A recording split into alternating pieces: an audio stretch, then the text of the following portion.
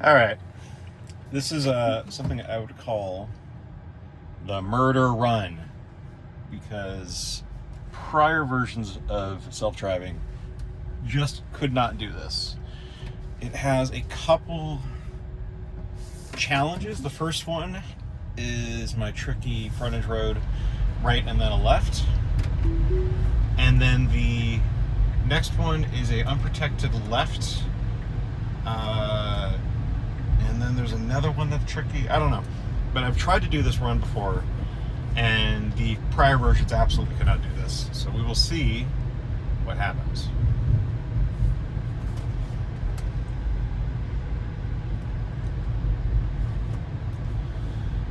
Hello, Tesla.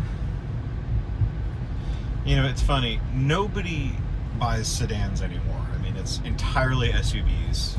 If you look at the best-selling vehicles, it's either trucks or SUVs. I think maybe the Corolla and Camry are still being sold-ish a little bit, but okay. So this is the first hard one. We have a window right now. We could go, and we will go, and we need to get over quite quickly.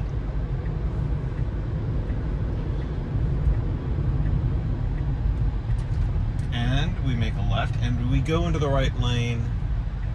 We do kind of eventually figure it out.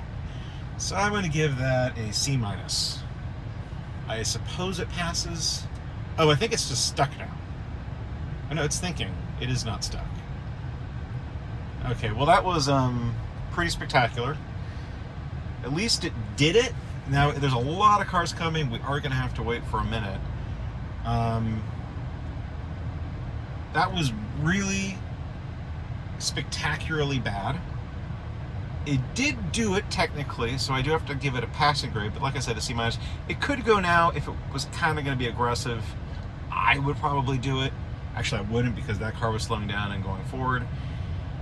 After this car, I think we have a decent chance, and we are going for it. I think the first chance we really could have taken, so pretty good.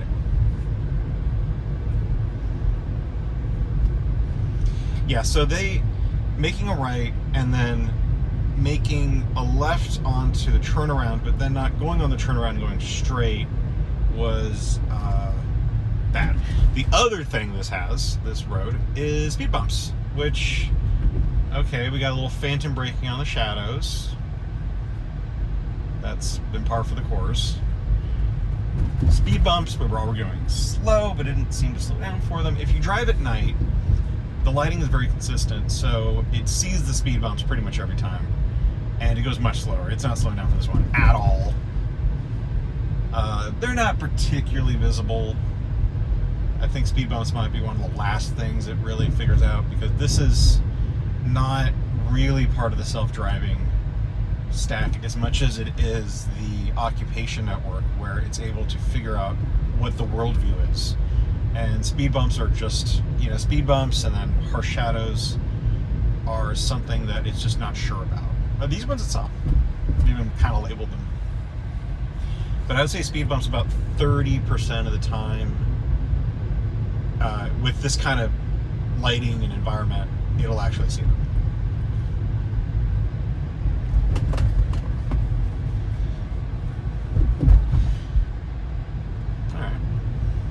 See a lot more people on those scooter things, but not the rented ones. They just bought them, because I think you can get them for like, I don't know, $200.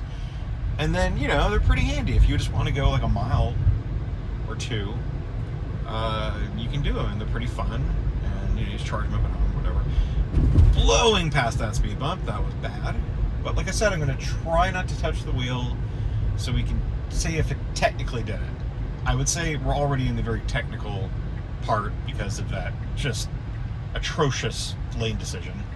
But this left turn on 12.36, it just never found a window at light. It was really hesitant. Now remember, we're making a left, but then we're going to make a right pretty quickly. Now we have a window right here, and we're going for it. Apparently I'm moving my head around too much. All right.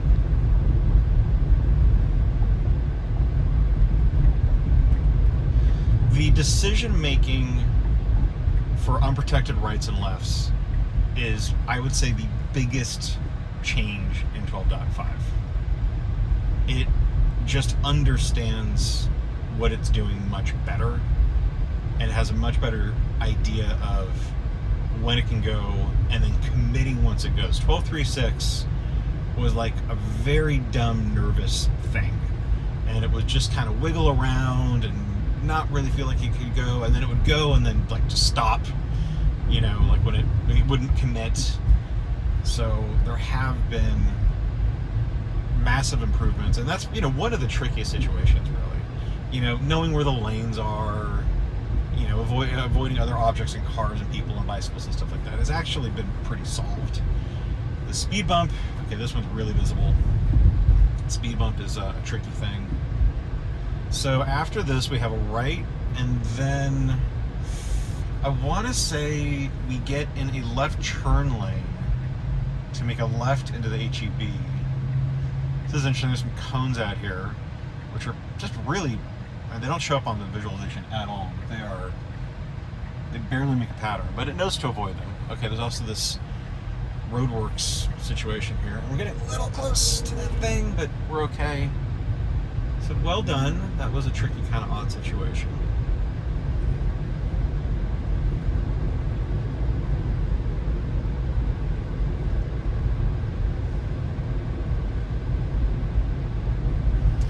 Okay, and then we will make a left at this light, which I think does become protected at some point, but we can go right now. And we will. And we're done. Pretty good. Well, it did it. Wasn't pretty. Really, actually, I would say that was pretty much 100% correct, except for that just really wacky lane decision at the turnaround. Other than that, I really can't fault it. I think it did a pretty good job. Well, that and all the speed bumps, that was less than ideal. At this point, you know, it's reached its destination. Now it's wandering around, really. Okay, at this point, I'm just going to drive. All right, well, that was a good test. Thanks for watching.